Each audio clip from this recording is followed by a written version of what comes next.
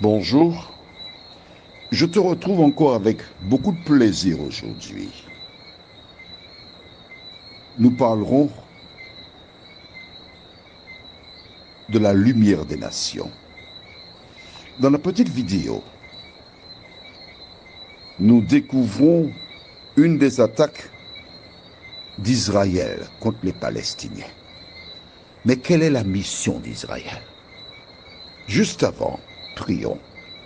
Notre Seigneur et notre Dieu, grande est notre joie, car nous venons vers toi, la source de la vie, pour comprendre ce qui se passe dans le monde. Merci de nous instruire une fois de plus, et que le Saint-Esprit nous dirige dans toute la vérité, nous t'en prions. Au nom de Jésus et pour ta gloire éternelle. Amen. Lisons dans le livre de 1 Roi, chapitre 8, les versets 1 à 4.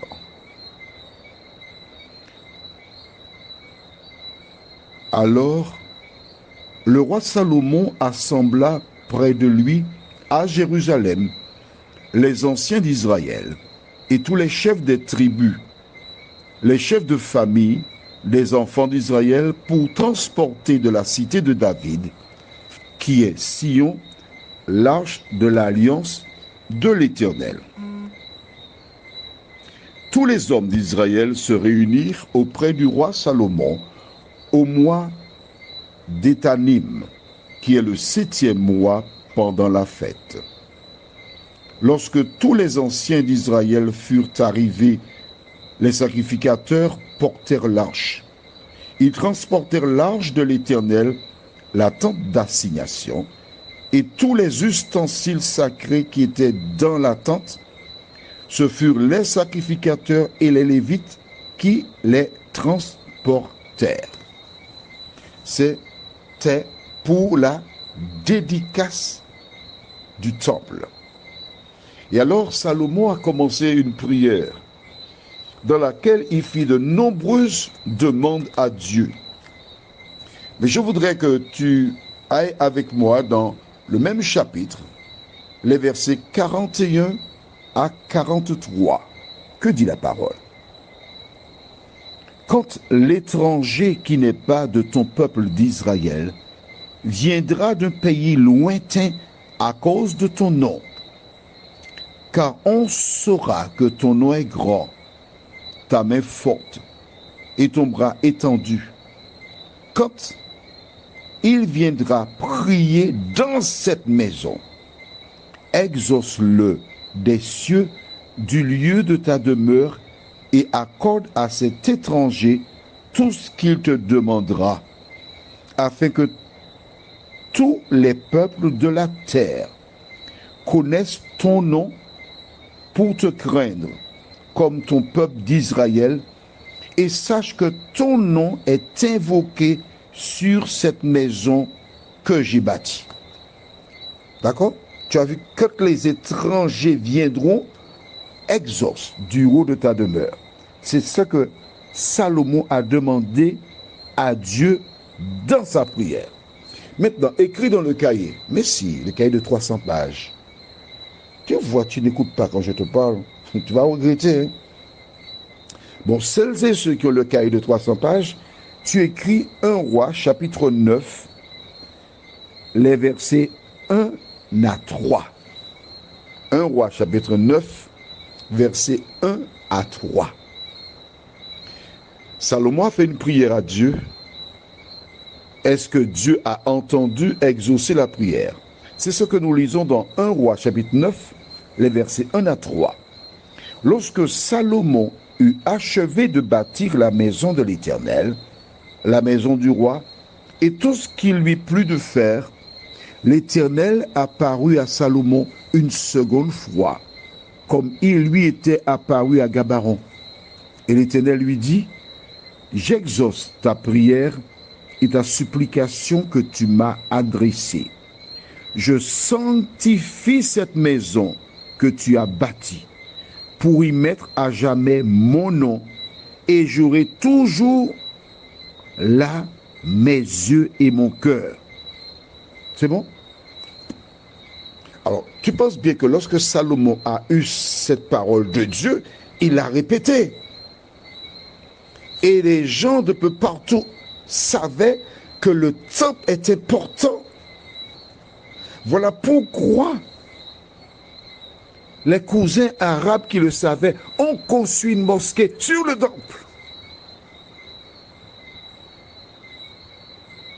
Et je t'invite à lire tout le chapitre 8 de 1 roi. Que s'est-il passé? Allons maintenant au livre de Actes des Apôtres, chapitre 8. Et je lirai à partir du verset 26 jusqu'à 39. Acte 8, verset 26 à 39. Un ange du Seigneur, s'adressant à Philippe, lui dit, « Lève-toi et va du côté du midi sur le chemin qui descend de Jérusalem à Gaza, celui qui est désert. » Et il se leva et partit. Et voici un Éthiopien, un eunuque, ministre de Candace, reine d'Éthiopie, et surintendant de tous ses trésors, venu à Jérusalem pour adorer. Ah. Qu'est-ce que ça veut dire adorer? Adorer veut dire prier. À cause du temps, puisque je veux finir dans les temps aujourd'hui, on va essayer au moins. Cet Éthiopien qui est un ministre, il a été à Jérusalem, dans le temple, prier, conformément à ce que Salomon avait dit dans la prière. Tu comprends pourquoi le temple est important? Et voilà pourquoi que le diable a inventé quelque chose. Des services en ligne, en direct. Un jour, on a créé cela juste pour les personnes qui sont malades, hospitalisées, etc. Mais un grand nombre de personnes ont été aveuglées par le diable. Ces personnes sont en santé, elles sont bien, elles travaillent toute la semaine. Mais le jour où il y a adoration, au lieu d'aller dans le temple pour prier, elles restent chez elles pour suivre en direct. Le diable a piégé ces personnes. Et si toi tu le fais, relis la Bible et sache ce que tu as fait. Alors nous continuons. Regarde bien. Quand l'ange s'est adressé à Philippe, lève-toi, va. Qu'est-ce qu'il a fait? Il a obéi. Philippe, c'est qui? C'est Jean-Claude. L'eunuque, c'est qui? C'est toi qui m'écoutes. Toi qui écoutes. Toi qui cherches la vérité. Toi qui lis la Bible. Toi qui veux faire la volonté de Dieu. Dieu a envoyé Philippe pour l'eunuque. Dieu a envoyé Jean-Claude pour toi. C'est clair? Nous continuons. Nous sommes là maintenant, verset 28. S'en retournait, assis sur son char, et lisait le prophète Isaïe. L'Esprit dit à Philippe, avance et approche-toi de ce char. Philippe accourut et entendit l'Éthiopien qui lisait le prophète Isaïe. Il lui dit, comprends-tu ce que tu lis? Tu vois ça? L'Esprit a dit, avance. Mais qu'est-ce qu'il a fait, Philippe? Il a couru. Vois-tu, les affaires de Dieu, on ne doit pas prendre ça à la légère. On doit le temps. Non. Promptement. On continue. Il répondit, verset 31, comment le pourrais-je si quelqu'un ne me guide? Et il invita Philippe à monter et à s'asseoir avec lui. Le passage de l'écriture qu'il lisait était celui-ci. Il a été mené comme une brebis à la boucherie et comme un agneau muet devant celui qui le tond. Il n'a point ouvert la bouche. Dans son humiliation, son jugement a été élevé. Et sa postérité, qui la dépeindra? Car sa vie a été retranchée de la terre. L'eunuque dit à Philippe, je te prie, de qui le prophète parle-t-il ainsi? Est-ce de lui-même ou de quelqu'un d'autre? Alors Philippe, ouvrant la bouche, et commençant par ce passage, lui annonça la bonne nouvelle de Jésus. Comme ils continuaient leur chemin, ils rencontrèrent de l'eau, et l'eunuque dit, voici de l'eau. Qu'est-ce qui empêche que je ne sois baptisé? Philippe dit, si tu crois de tout ton cœur, cela est possible. L'eunuque répondit, je crois que Jésus-Christ est le Fils de Dieu. Il fit arrêter le char. Philippe et l'eunuque descendirent tous deux dans l'eau. Et Philippe baptisa l'eunuque. Tu as entendu? Il a dit, je crois. Ils sont descendus dans l'eau. Si tu n'as pas compris ce que ça veut dire, ils sont entrés dans l'eau. Tu as compris? Mais si, tu as compris. Cesse de combattre la parole de Dieu. Je sais que tu aimes Dieu. Je sais que jusqu'à présent, tu pensais être dans la vérité. Mais quand tu écoutes, quand tu lis cela, comment peux-tu continuer à combattre la vérité? Verset 39. Quand ils furent sortis de l'eau, l'Esprit du Seigneur enleva Philippe et l'eunuque ne le vit plus, tandis que joyeux, il poursuivait sa route. Qu'est-ce qui se passe? Quand Philippe parle à l'eunuque, il n'a aucun support. Il n'a aucune preuve. Hein? C'est la parole de Philippe qu'il entend. Mais toi, tu as la Bible. Et tout ce que je dis, tu lis dans la Bible. Je n'ai même pas besoin d'expliquer puisque le Saint-Esprit te convainc de la vérité. Et cet homme sans support, il s'est arrêté, il a dit voici de l'eau. Ils sont descendus dans l'eau. Les gardes du corps du ministre en question étaient en train de rigoler. Ceux qui l'accompagnaient souriaient. Mais qu'est-ce qu'il fait là? Il est malade.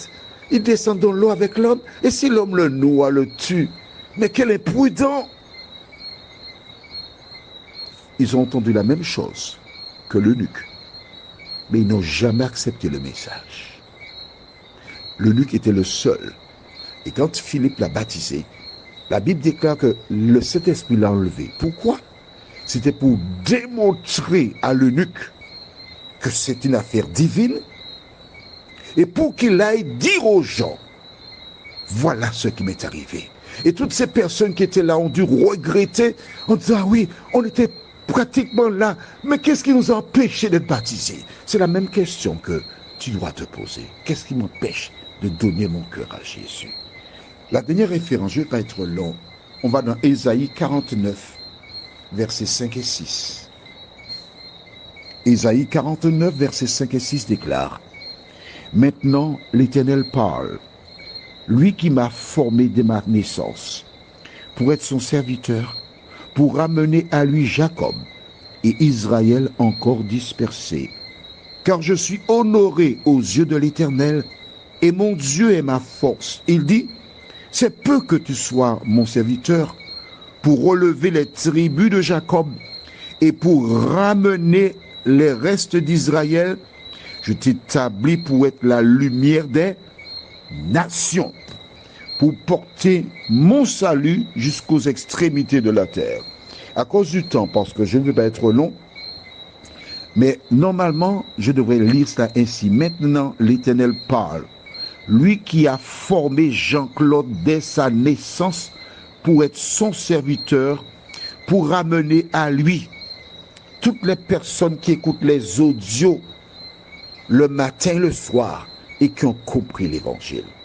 Le rôle d'Israël, c'était d'être la lumière des nations, afin d'aider les gens à rencontrer Jésus en bombardant la Palestine, en tuant toutes ces personnes.